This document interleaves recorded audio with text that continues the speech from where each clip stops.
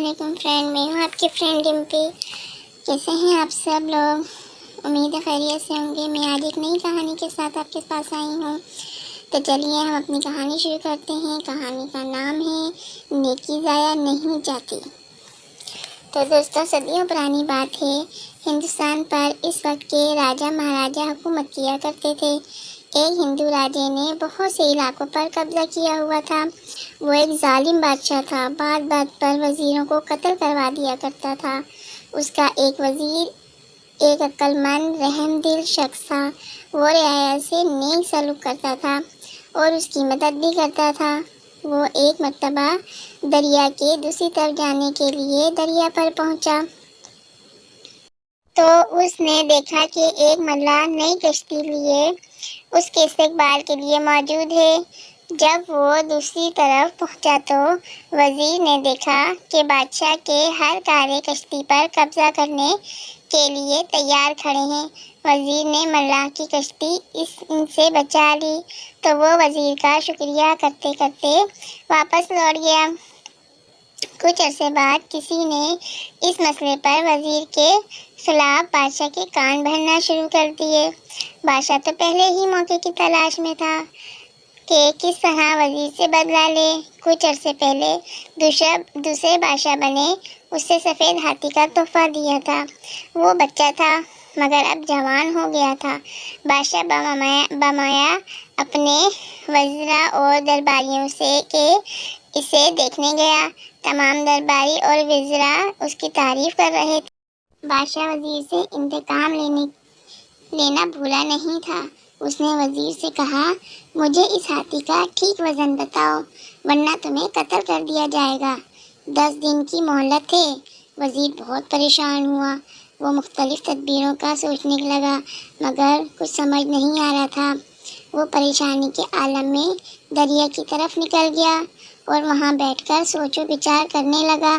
اسی دوران وہی کشتی والا بزرگ اس کے پاس آیا اور جھک کر سلام کیا۔ وزیر کو پریشان دیکھ کر پوچھا، وزیر محترم کیا بات ہے؟ آپ پریشان لگ رہے ہیں۔ ہاں بزرگوں، بادشاہ نے ایک الجھن میں ڈال دیا ہے۔ 10 دن کی مہلت دی تھی، آج 8واں دن ہے۔ اگر جواب نہ دیا تو میری گردن اڑا دی جائے گی۔ وہ الجھن کیا ہے؟ شاید میں کچھ مدد کر سکوں۔ بات یہ ہے کہ بادشاہ کے پاس ایک سفید ہاتھی ہے۔ وہ اس کا وزن بتانے کا کہہ رہے ہیں ورنہ میری گردن، یہ تو کوئی مسئلہ ہی نہیں ہے، چٹکی بجاتے ہی حل ہو گیا ہے۔ آپ کا مسئلہ میری جان کو بنی ہے، آپ چٹکی بجاتے مسئلہ حل کر رہے ہیں؟ وزیر نے حیرت سے پوچھا۔